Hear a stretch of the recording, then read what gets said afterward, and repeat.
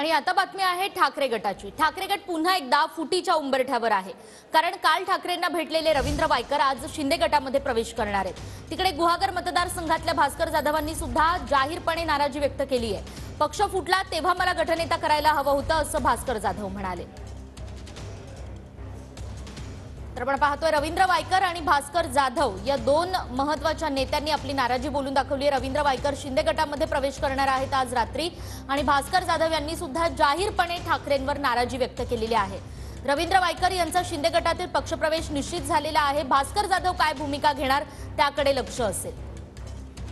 कालच रवींद्र वायकर यांनी उद्धव ठाकरे यांची भेट घेतली आणि आज ते शिंदे गटात प्रवेश करतील। तर दुसरीकडे भास्कर जाधव यांनी जाहीर व्यासपीठावरून ज्यावेळी सत्ता होती तेव्हा मला मंत्री केलं नाही आणि आता पक्ष फुटल्यानंतर तरी गटनेता करायला हवं होतं असं भास्कर जाधव यांनी म्हटलेलं आहे। जाहीरपणे त्यांनी ही नाराजी बोलून दाखवली आहे।